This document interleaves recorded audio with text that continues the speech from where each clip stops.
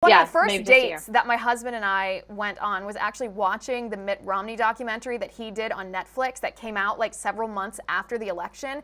And it was this night and day difference in how he was portrayed, because he was like human. He was a family man. He showed emotions, you know, nerves before the debate, excitement before a different poll. They showed him cry. I think they showed him crying afterward. They showed how much he relied on his wife, how much he adored her, how much he respected her viewpoints.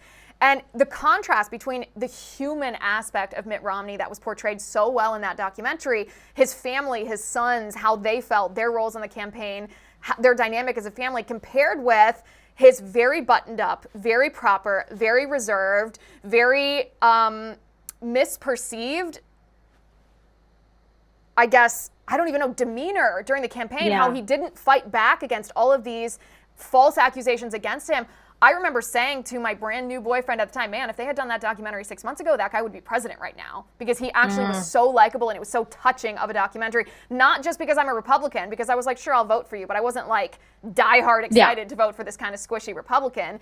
And I wish the Trump campaign would actually do the same thing, because those of us who know Trump know that he is very compassionate, and he's compassionate in the way, believe it or not, I know some people are going to laugh at this, but he's compassionate in the way that we all should be, and that is he's not showy about it. If someone is telling him a hard story, he is present. He looks right into your eyes, he listens, and he has a very compassionate response, both verbally, physically, and depending on how he can help politically. And yet oftentimes that's overlooked because you see him fighting other political enemies on stage, or you see him blasting out these tweets. But this guy is respected by his family. I know he has instability in his past, and that's true. No one's justifying, you know, that or claiming that it's right or wrong. Or actually, I am claiming that it's wrong, but no one's claiming that it's right. But now his family is incredibly stable. Now his children surround him all the time. His grandchildren know him, which is one of the ways I judge whether someone's present to their family, because you don't have to be present to your grandchildren. His grandchildren respect him and adore him. His children are present and supportive. This guy, if he would let a camera, a friendly camera, come in Mar-a-Lago and come to a family dinner, show him playing golf with his granddaughter, show him, you know, looking at the homework of his young grandsons, like this would show an aspect of him, a side of him that is real, exists, but is deliberately overlooked by the media.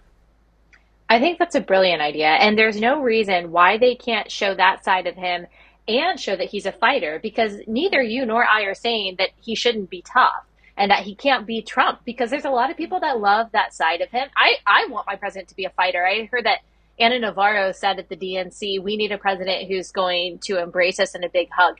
No, I don't need a president who's going to hug me. I think that's really weird. And by the way, that would not be Kamala Harris. Like, she's not even that person at all. But so I want a fighter. I like that about Trump. But yeah, seeing that human aspect of him, doing like that's a great idea. Doing like a different, drop an episode on YouTube every week of basically like a reality show for Trump, as you said, totally friendly, and just show these different moments. I think that's a great idea. I don't know if they'll run with that, but you should pitch that somewhere. I would watch that. I same would with Trump love and to watch Vance. that. I mean, same with Vance. Yeah. Vance, show them with his wife, and if they'll show their kids, you know, show them with their kids. I think that would be really sweet, because I do get the feeling that, you know, Trump, JD and his wife have like a very sweet, normal marriage, relationship, family dynamic. I love that. I think that's super relatable.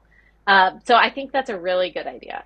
Right, and they're both such interesting people, JD and his wife, who they're really the embodiment of the American dream, and to show that is not only relatable for voters, it's heartwarming. Like, this is actually what our country's all about. People would love to see that. Even the haters who tuned in just to hate, like, there's going to be some people that tuned in to hate and actually come away a little bit softened. I would like that, but that's just me. That's just me. I don't know if you guys would like that. There's no stories, like you mentioned the stories about Trump, like, people have so many stories about him over the years, way before he was a politician, just like being generous, being charitable, giving them a call when he didn't have to, paying attention to the people he didn't have to pay attention to. And look, I am not saying that the man is Jesus. I'm not saying that the man is pastor at all. But I am saying that is one aspect of him that is, whether, I don't know if he's a Christian or not, that is Christ-like. Because, I mean, when I look at the Gospels and I see Jesus paying attention to the people that he didn't have to pay attention to, that just goes to show that even someone who's rough and tumble like Trump, like, he does have that like soft compassion in him that I think is great. I'm sorry, but I've never heard a story like that about Kamala Harris, ever. I've never heard someone, and you know that we would hear them if they were there. You know that someone from her past would have come forward and said, when I was down on my luck, Kamala Harris was there for me. She was a great friend. She is always there to lend an ear. She's been charitable. She's been generous. She went out of her way to help me. I have never heard a story like that. And that's saying something when you have a media that is completely serving her and trying to make her look good. All I've ever heard from her is that she is ruthless. When you are no longer serving her, she will push you out of the way, like Willie Brown, and that she's really tough to work with, and that she's really a nightmare in the office. And so it's like these people who are saying, oh, Kamala is Christ-like and Trump is mean. I'm like, what are you even comparing? You're comparing like a fluffy article about her in the New York Times to like the worst of the worst things you're hearing about Donald Trump. Actually, I think when you look at both of their lives and who emulates the Beatitudes more, if you even want to make that comparison, which I don't think you have to, I'm not sure Kamala Harris comes out on top. No, I don't think so. And here's my controversial opinion on Kamala Harris. There have been a lot of conservatives who are like, hey, don't talk about the Willie Brown stuff. Don't talk about the reality. This is not just a rumor. This is not gossip. The reality that she slept her way into politics. That was confirmed by the 60-year-old man that she had an affair with. He was married. She was 29 years old. There are some conservatives who say don't talk about that because that's just distasteful, especially given the fact that Donald Trump was married multiple times before he was married to Melania. There are people who say that Kamala Harris's husband, Doug Emhoff, who impregnated his daughter's nanny when she was in elementary school, who was also the elementary school teacher, leading to the breakup of his marriage, leading to divorce, which means the breakup of their family. This woman had to flee to New York. There are conservatives who say we shouldn't talk about this because this is personal attacks. We should just keep it to political policy. I completely disagree. I do think there's a nuance on who the messenger is, who the proper one, or who is best suited to talk about these topics. But these are very important topics because they demonstrate to us what these people, what their character is, and what they're willing to do to achieve their political goals. And then we get to, okay, well, their political goals are destructive. And if they're willing to give up everything, every moral, every principle to achieve their political goals, which are immoral, they're a dangerous person to have in charge of our country. Yeah, I totally agree with you. It's important, even if it's just to say, okay, look, we've got two flawed people, because people, you know, they come to us all the time and they say, well, Trump did X, Y, Z. Look how degenerate his past is, which both you and I would say, yeah, of course, we don't even believe in divorce. Like, those are bad things. But then it's at least good to point out, okay, but you've got all of these flaws and all of this chaos and disorder on Kamala's side too. All right, we've got two morally flawed people. Can we at least agree on that? So if we agree on that, if we really can go tit for tat with them on like who is worse and who's done worse things in their past, then at that point we have to say, all right, we've got two morally flawed people. What policies do they represent?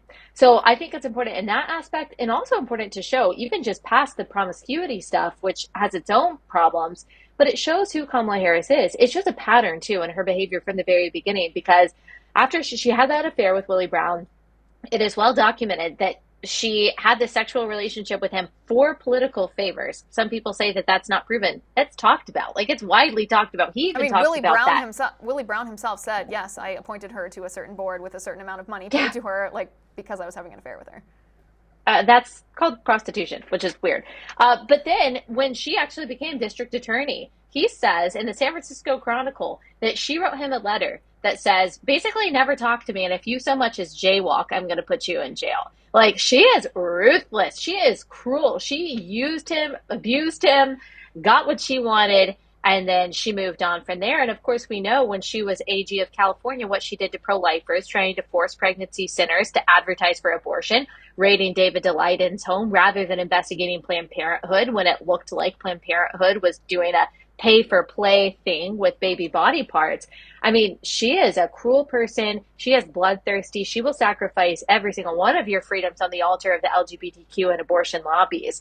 And so if you want to look past the personal stuff, which, as you said, does matter to an extent, who she is politically is not the kind of person you want anywhere near the White House. Of course, not as vice president, but certainly not as president.